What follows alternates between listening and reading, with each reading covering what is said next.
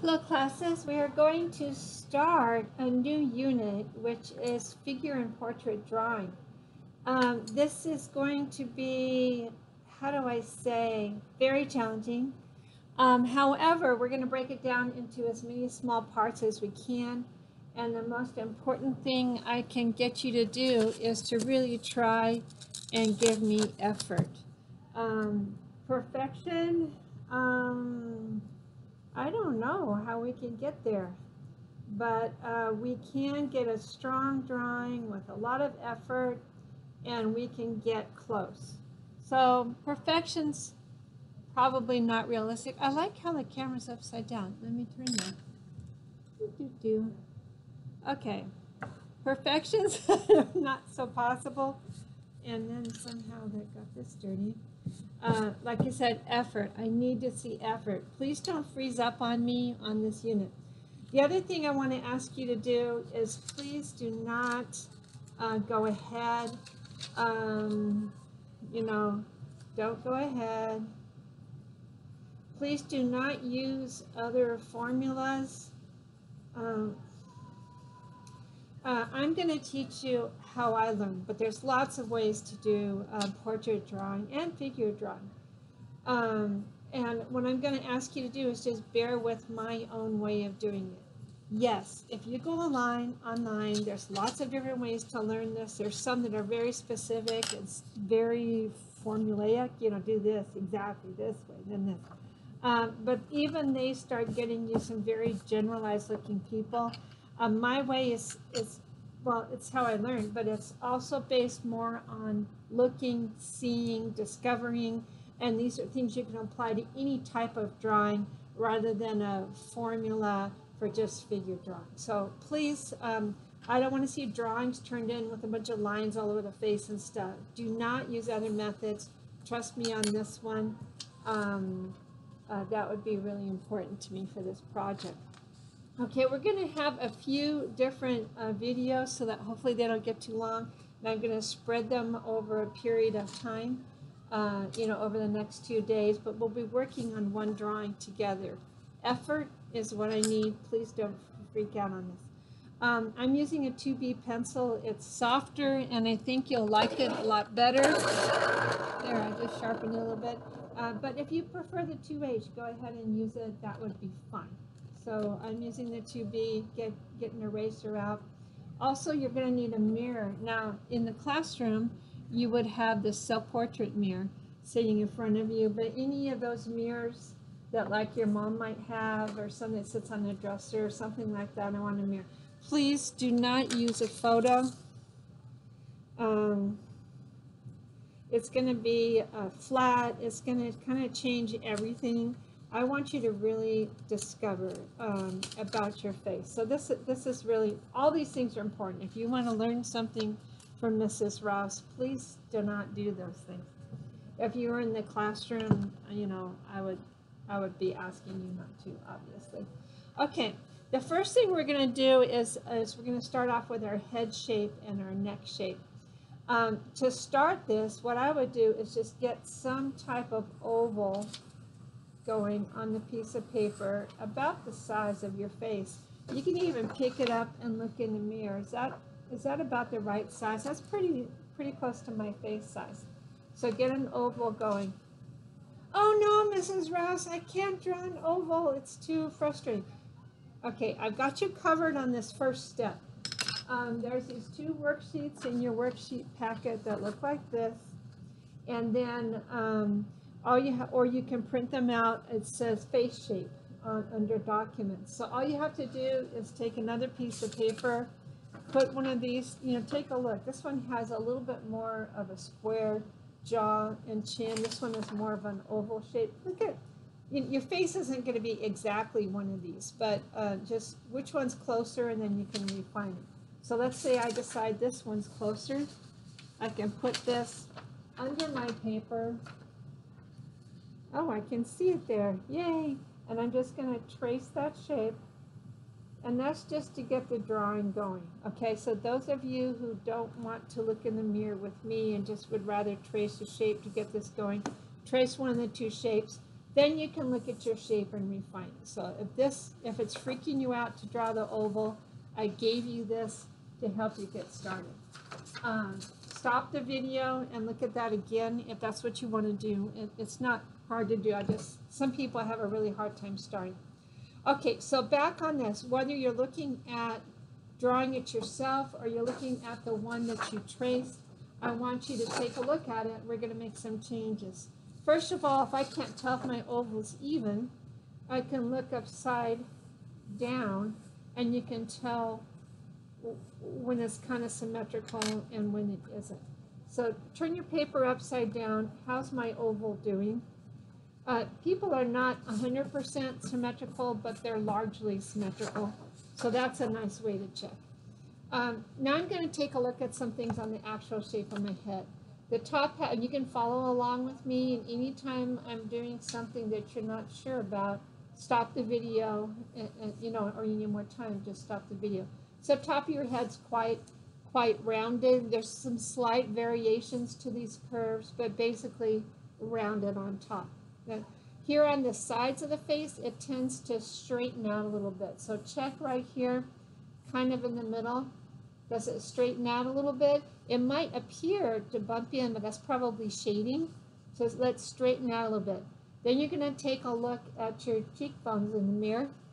Your cheekbones, there's going to be a little fullness here on either side, just on pretty much everybody. Look for that little kind of change of that curve of that line.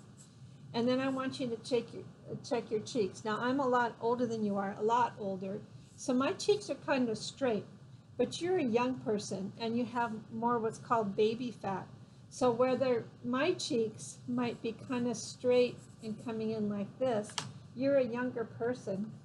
So your line coming down here is going to definitely be more rounded than mine is. Does that make sense? So as you come here, or you find your cheekbone over that, a rounded line coming down. In the case of my drawing, it's going to be a little straight because I'm an older person. I have less fat on my face. So a little bit rounded for the cheeks. Now when we get ready for your jawbone, you don't have an extra thing called a jaw there. You don't have an appendage. Basically, you might have a place where your face tapers in. So remember, you guys, a nice rounded line. Mine's a little straighter. So do you have kind of a really strong kind of oval shape, or do you have some changes in these lines here on your lower face? So look to see if your face tapers in a little bit, the jaw. That would be someone with a distinct jaw. And then again, if you have a distinct chin, it's going to taper in one more time. So I'm going to taper in and then taper in again. My face is a little more, because it has the less fat, like I said, I have a little more action happening on my face. Now I'm looking in the mirror again, and I need to make some changes on basically the whole thing is looking a little lopsided on that side, so I'm going to change this. This didn't seem right there. I'm going to go ahead and turn it upside down. Am I still pretty symmetrical? Basically, people find that people who are more symmetrical, they can, for some reason, makes us better looking. But most people are not symmetrical. One of the reasons Denzel Washington, the actor, has an unusually symmetrical face. And so that's one of the reasons people find him good looking. Or did. You probably think he looks like your grandpa or something. Okay, once you have this face shape down, you can stop the video until you do this. Like I said, taking a look at your cheekbones. Is it curved here? As you draw this line down from your cheekbone, you're going to make sure this curves out because you're a young person. It has to curve out there. Even if you have a long face, I want you can still curve out and taper it in at the same time. See if it tapers out at your jaw. And then I'm going to look mine down here a little bit. And then look again for your chin. Don't add a chin to this, but just maybe tapers in right before your chin, something like that. So these are all very delicate, sensitive lines that are gonna, make a difference in how realistic it looks in the end. So we're finding a face shape that looks like yours. The next thing we're going to do in this video is we're going to add a neck. Now, on necks, there's a tendency for people to make necks too skinny. So they would make something like this is your head, let's say, and then they'll put this neck on it. And it looks like you're going golfing or something, like it's a T and you're going golfing.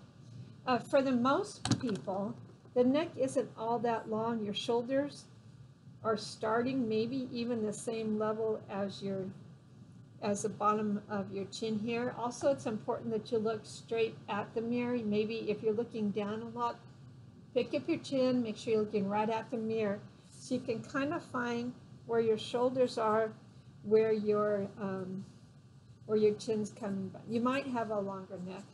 Another thing is most people, like I said, tend to make the necks way too small. So your head is a very heavy thing. You know, it weighs a lot. It's all these hard bones and all that other stuff inside. Plus your neck has to have the breathing tubes, the eating, all the muscles to support. There's a lot going on with your neck. So your neck is probably definitely larger than you think it is. If you're a girl, pull your hair back. If you're a boy, take a good look. Somebody who's very muscular, like a bodybuilder, you might have a neck as large as this.